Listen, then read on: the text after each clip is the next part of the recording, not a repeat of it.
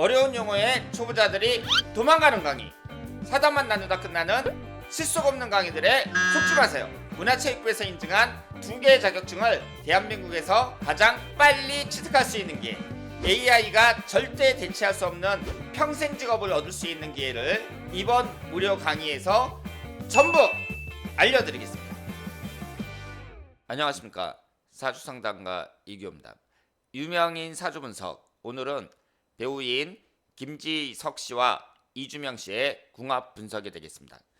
두 분이 서로 사귄다고 이번에 공개적으로 확인을 하셨는데, 김지석 씨하고 이주명 씨는 띠동갑입니다. 같은 닭띠면서 12살 차이가 나는데요.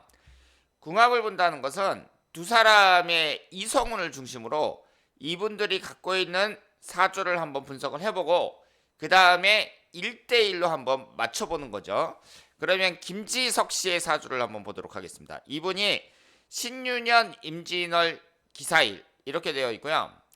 현재 무자대운이에요. 그러면 이 3주를 봤을 때 목기운이었고 화기운이 하나, 토기운이 둘, 금기운이 둘, 수기운이 하나 이렇게 되어 있는데요. 여자를 나타내는 이 임수가 일간인 기토 옆에 딱 있습니다. 구성이 좋습니다. 개수보다는 임수가 구성이 좋다고 볼 수 있어요. 그리고 하나가 있습니다. 3주에서는 하나가 있거든요.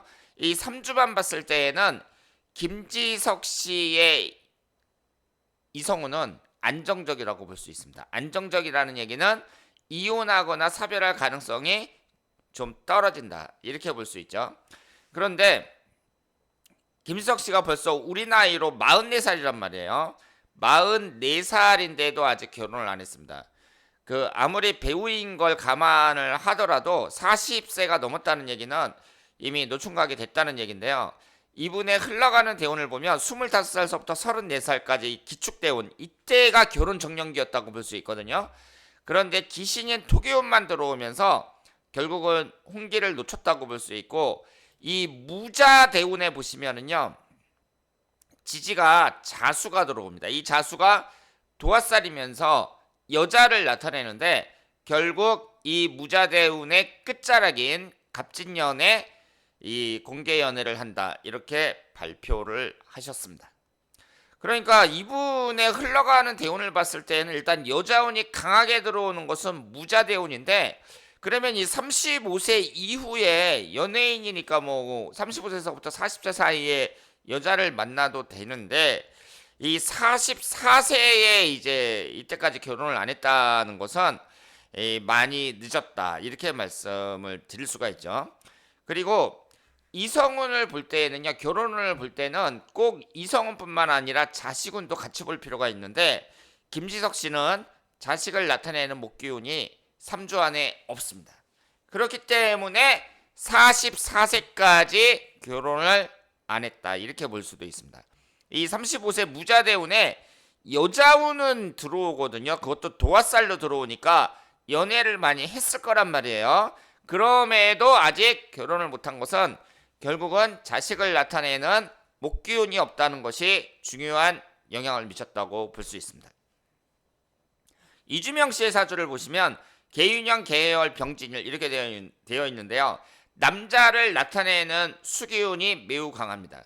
연주와 월주에 걸쳐져 있는데, 이분은 지금까지 남자가 많았다고 봐야 됩니다. 사주 원국에 젊은 시절에 남자운이 많이 들어오는 것으로 되어 있고, 특히 여자 배우라는 직업을 생각을 하면 여자 배우는 남자들의 인기를 먹고 살아야 되니까 이 관성운이 많다는 것이 직업적으로 봤을 때는 장점이 될 수도 있다고 볼 수 있습니다.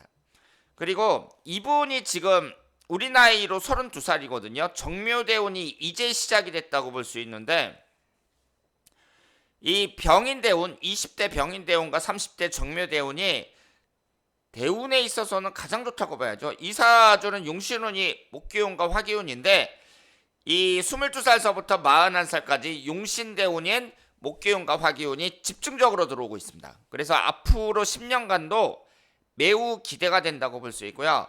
내년 33세 을사년, 35세 병오년 이렇게 목화가 강하게 들어오는 1, 2년도 1년운이 좋다고 말씀을 드릴 수 있습니다. 특히 이주명 씨는 수기운이 귀신인데요. 수기운이 안 들어와요. 가장 안 좋은 수기운이 안 들어옵니다. 즉 흘러가는 대운을 봤을 때 그 대운의 흐름이 상당히 좋다고 봐야죠. 다만 42세 무진대운 같은 경우는 식상운이 너무 강하게 들어오니까 식상운이 남자운을 극하거든요. 이 40대에는 이성관계 조심해야 된다고 말씀을 드릴 수 있겠습니다. 그러면 현재 갑진년을 봤을 때에는 이 갑진년이 김지석 씨에게는 그렇게 유리하다고 보기는 어렵겠죠. 왜냐하면 각기합 토가 되고 지지에 기신인 토기운이 들어오니까 갑진년이 그렇게 유리하다고 보기는 어렵고요. 내년 을사년 정도에 결혼하는 것이 바람직하다고 볼 수 있습니다. 그리고 올해 갑진년이 양력으로 내년 2월 4일까지예요. 그리고 이주명 씨 같은 경우에도 갑진년이 내년에 그렇게 불리하지 않기 때문에 결혼을 한다면 내년 정도, 을사년 정도를 추천해 드리겠습니다. 그리고 월운을 봤을 때는요.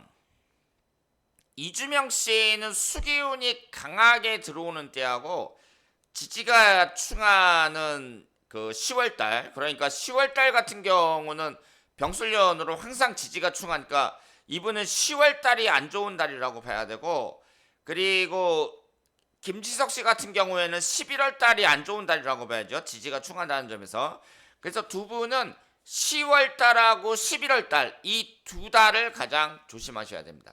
그럼 1대1 궁합을 봤을 때는 기사일주와 병진일주인데요. 여기에서 추경이나 원진이나 이런 건 없어요.